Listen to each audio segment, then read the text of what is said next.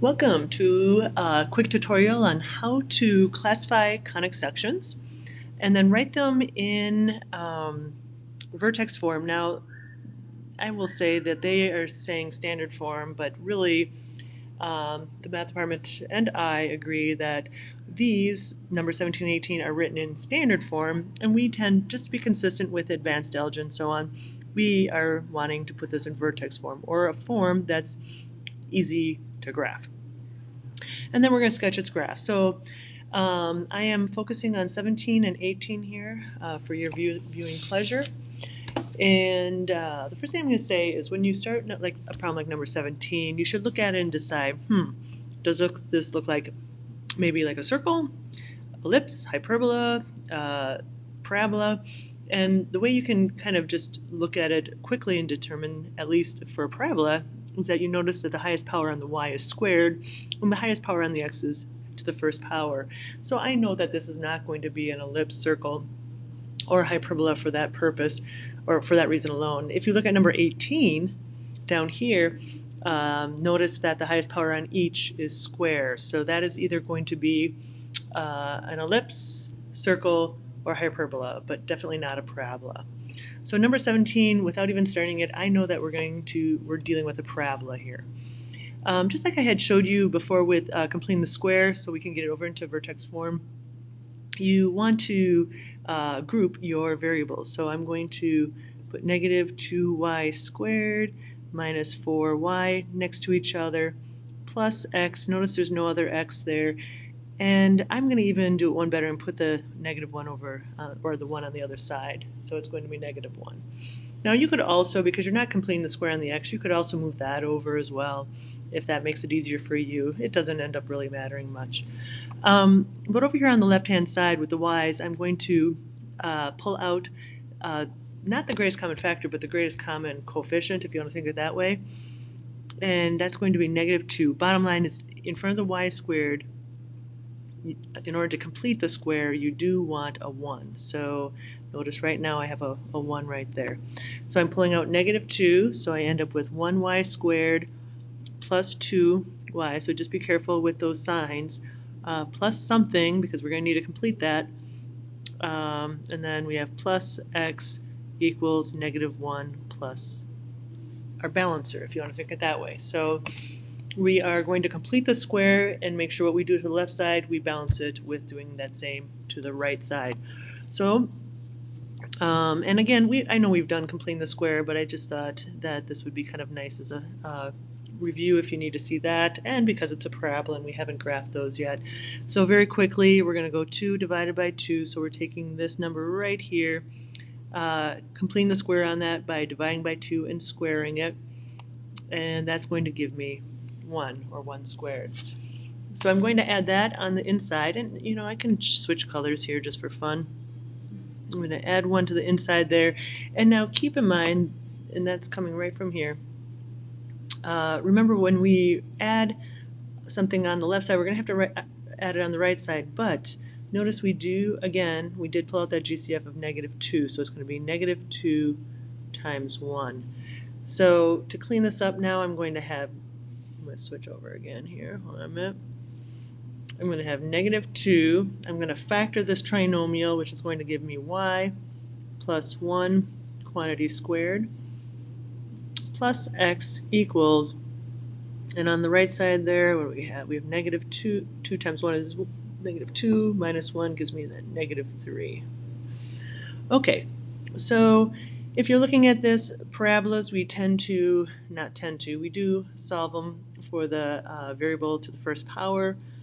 So I'm going to move this whole thing over to the left side, that whole term, and I have x equals, it'll be a positive 2y plus 1 quantity squared minus 3. So now I have myself in a nice vertex form for my parabola.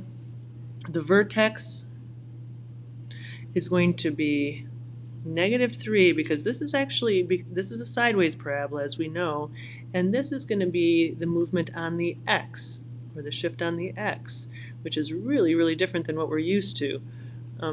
So that's the horizontal shift. And then the vertical shift will be this, but it's always, when it's in that quantity squared, it's always going to be the opposite, so it's going to be -1. So I can come over here and graph, I'm going to try to here, graph -3, 1. Ooh, not -3, 1, I'm sorry, -3, -1. So there's my vertex. Now the thing I'm going to, and I know we've talked about this, but this number right in front, the A coefficient, if you want to think of it that way, is going to be the decider of whether it's going to open to the left or open to the right. And if it's positive, it does open to the right. And it also decides the width of it. Sometimes teachers like to call it the stretch. We're, again, just doing a sketch here, but I do know we're going to open up to the right. And if I wanted to be more accurate, I would get myself a couple data points in here, but that's not really, we're not looking at a graph, we're just looking for a sketch here.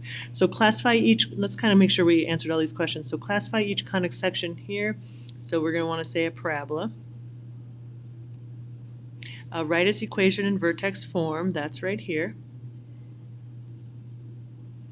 Sketch the graph, we did that. So we're good there, good there. And then for parabolas, identify the vertex. We identified it right here, or you could have done it right on the graph. You could go -3, -1 over here. And I think we're good because we don't have a circle and we don't have an ellipse or hyperbola. Notice for the hyperbolas and the others, we do have other items that we do need to talk about. So, okay, so that is really completing the square, which I know you're familiar with, and getting it into vertex form. In this case, it's the parabola, sideways one, and just kind of talking through how to graph it. Okay, so let's talk about number 18. Number 18, let's start right away by grouping the variables so we can complete the square as quickly as possible here. So we have -25x squared minus 100x plus y squared. Ooh, there's no other y's. Love that. And then I'm going to put that 125 on the other side there. Okay. Now, looking at this, I need to pull out a -25 because we want a 1 coefficient from the x squared. And again, just be careful those signs, because if you distribute back again, you need to have that -25x squared minus 100x. So that's why we switch that sign. Plus y squared equals 125. And now we're going to complete this square. Oh, I should have left some space. Hold on. Just because I'm going to run out of space in general. Sorry. Bear with me. I'm going to go plus blank. Plus y squared equals 125. And I'm going to tell you right away, I know because we're completing the square and you have a number on the right hand side besides 0, this is going to be a hyperbola or it's going to be ellipse. I'm just kind of saying what I mean, we could look at the very end, but I'm just kind of giving you a heads up. So we're completing the square on using that middle coefficient. Divide in half, squaring it, you're going to get with a 4. And what you do to that side, you have to do to this side. But it's not going to be just 4. It's actually going to end up being -100 because we're having to multiply those two numbers together. So -25 times 4. We have to make sure it's balanced on the right side as the left side.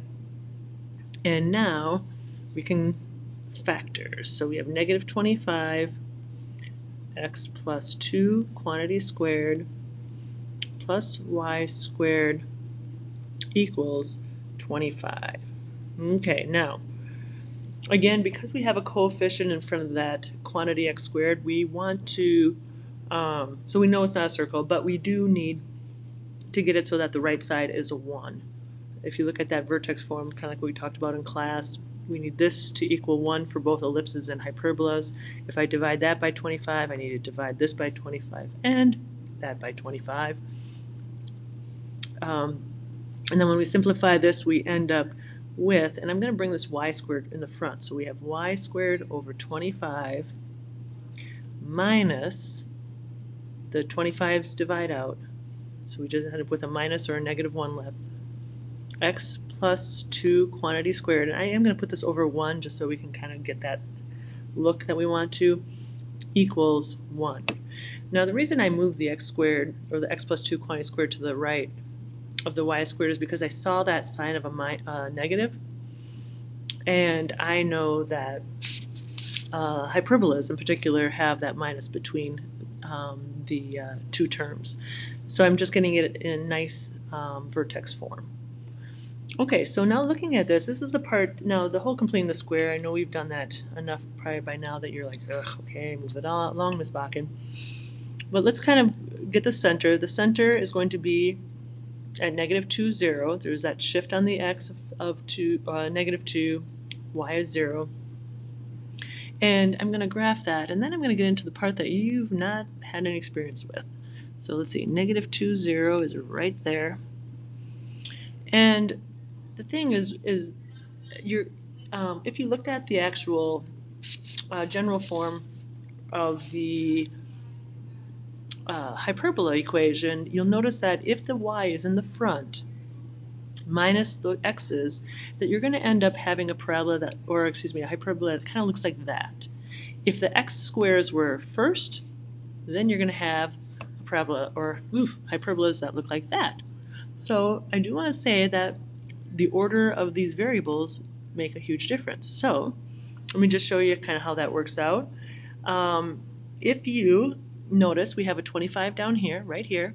If you take the square root of that, that's going to be, it's your vertex, really, of your hyperbola. So let me kind of, again, sketch that in. So we're starting at the center, and we're going to go 1, 2, 3, 4, 5 from there to go up here, and then 1, 2, 3, 4, 5 down here. And if you, again, look at, so this is kind of a little bit like an ellipse. There, if we take the square root of 1, that means that we go out 1 here and out 1 over here. Now this is not an ellipse though. Ooh, actually I just plotted that point wrong, but this is not an ellipse. If it were, you would just now connect the dots around the peripheral and be happy. But this is a hyperbola. And what we do with a hyperbola, which is kind of cool, well, at least I think it's cool, is we create a box.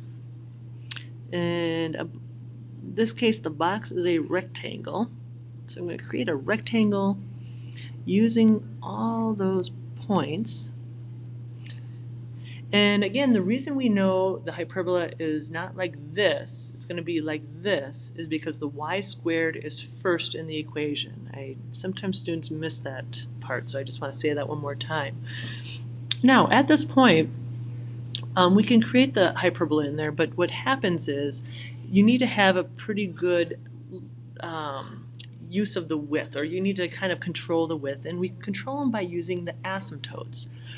And we know that with a rectangular hyperbola that we've studied so far in both advanced algebra and pre-calculus, there is definitely asymptotes involved with those. So let me just kind of show you. All you have to do with this, and I'm going to try really hard, this is going to be pretty ugly, is your asymptote is almost like the diagonals of your rectangle.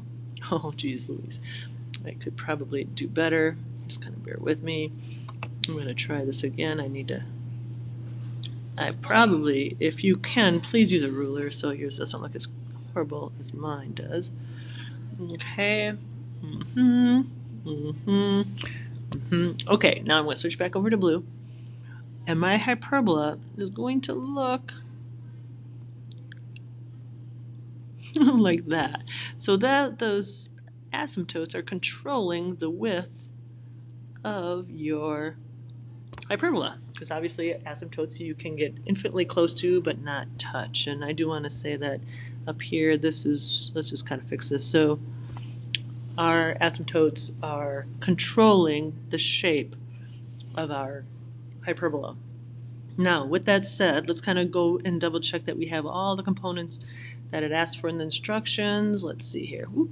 It said, I don't want to do that, I don't want to do that. It says, okay, classify each conic section. We didn't say it, but we need to. It's a hyperbola. Hyperbola. The equation is right here for the hyperbola. Sketch the graph, we took care of that. And if it is a hyperbola, we need to identify the center, which we did right here. And there's the hyperbola name and the vertices. The vertices, you would want to label these right here, and that's going to be at -2, 5. It's best to really just label them right on the graph, then you don't have to say what they are. -2, -5. And then, let's see, identify the center, vertices, and then I asked you to list the asymptote. So identify the asymptote of the hyperbola, and it's those two lines. Now I'm going to say the easiest way to find the asymptote, and I'm kind of running out of space here, is you can just, it's really the equation of that line, and let's find the slope. The slope of that line, if you notice, it's going up 5 over 1, and it is going through the 0, 0. So we have two asymptotes. This is kind of the work to get to that. We have y equals 5x, and the other asymptote is y equals -5x. And if you want to put a +0 to remind yourself that it's going through the origin, that's fine. So that is the last part that we needed to list. And I bet you're able to fit this a little bit better in here. And I was just shown how to do this thing kind of like this, and you can kind of make it small. Oh, look at that. But that's just me showing off. So anyway, okay. So I just wanted to show you how to do number 17 and 18 so that you can kind of keep going and working at your own pace through this worksheet. Take care. We'll answer any questions in class, of course.